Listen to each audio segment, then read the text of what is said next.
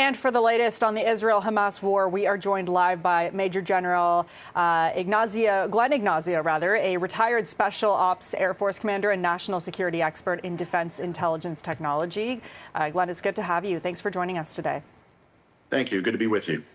So much to go over here, so many developments. Let's start with some of the aid that's been allowed to move into Gaza as of today. How significant is that? And many are saying that this is not enough aid to really make a sustainable difference in the future. Well, that is correct. It's not very sustainable, but at least it's something, and it's an initiative to start this off. It's about 20 trucks when, in all honesty, you're looking at 100 to 200 trucks were what would normally go into Gaza every day to support and supply. So when you're looking at this, it might take care of maybe a few hundred, maybe 1,000. But when you have over 2 million, it's not really much of anything at all. What do you think could be a more sustainable option then to get aid continuously flowing to the people that need it?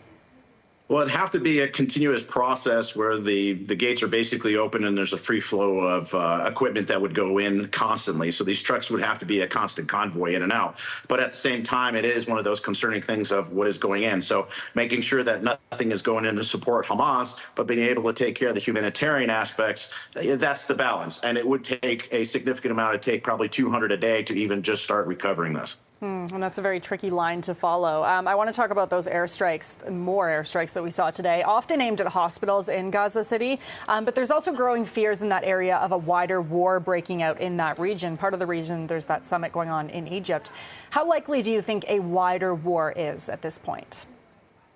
Well, I think it's a hair trigger right now, and I'll give you an example. Is the movement into Gaza, Israel's movement into Gaza is being watched by Hezbollah closely, and why the foreign minister for Lebanon said, you know, we're going to try to be restrained, but I can't guarantee what Hezbollah is going to do if Israel moves into Gaza. That would open up the northern front. Now, both of them are supported by Iran. The same thing is that we had 4 missile launches within Red Sea from the Houthis in Yemen that looked like they were going to Israel. There's no really any other target. Those were intercepted by the Cagney, which is a frigate or a ship in the Red Sea, where they defended and shot those down. So that would spread there. We also have the attacks in Western Iraq and Syria that are backed by Iran. So again, if there is a direct attack against, say, a U.S. Navy ship in the Red Sea, that would be directly tied as a proxy to Iran and could open this up to be wider. So everything is on a hair trigger right now. Very interesting. And, you know, we hear Israel continuing to talk when we're talking about that initial war that's ongoing. Israel continues to talk about that 3-phase military campaign with what they say the end goal is to apparently end Israeli responsibility over the Palestinian territory. Do you foresee that happening anytime soon? And what would that look like for civilians in Gaza without that Israeli responsibility there? Well, I don't think it's going to happen soon. And the reason for this is because if there is the ground invasion occurs and this is moved through Gaza, even though Gaza is 25 by, say, 6 miles, they're going to have to move very slow and methodically because of the tunnels, the buildings. If they're rooting out Hamas and the Islamic Jihad, they're going to have to do this methodically to make sure they don't have collateral damage and hurt civilians. So it's going to be a very slow, methodical way. As far as the idea, one of the biggest things that are of concern from the Arab nations and the surrounding nations is if Israel was to actually occupy and take over Gaza as a whole. That would be an uproar in the community. So if they're able to completely separate and get out of the terrorists and be able to have the Palestinians live normally, that would be great. But it's really going to be a delicate situation to think about what's happening after this conflict. That's going to be very important. And just lastly, I want to focus on our country for a moment. There's calls here for, you know, the Canadian government to call for a ceasefire between the two. More and more pressure is on the federal government to do that. Do you think that should happen? Do you think we'll see that happen? What kind of effects would that have to call for a ceasefire?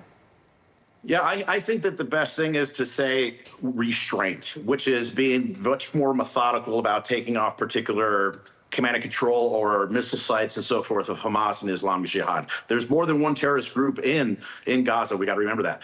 But here's the thing: is a lot of people forget this because of media, and I'm representing this as neutral as possible. Is, you know, Hamas and the Jihad launched missiles into Israel almost every day. So what you're seeing happens in Israel every day, but we're numb to it. And what is happening in Gaza is what's happened since the trigger of the terrorist attack and the murdering that occurred from Hamas. So this, on both sides, has been going on for a long time. It's just, what is the public numb to? So Restraint is definitely concerned. Eliminating the terrorist threat of Hamas and Islamic Jihad, I think most people are behind, but it would be great to see the Palestinians turn against a terrorist group versus being sort of on their side. I think that would make a big change, and that would be great to see. Okay, well, I do appreciate you coming on today. I appreciate your neutrality, sir. Thanks for taking the time.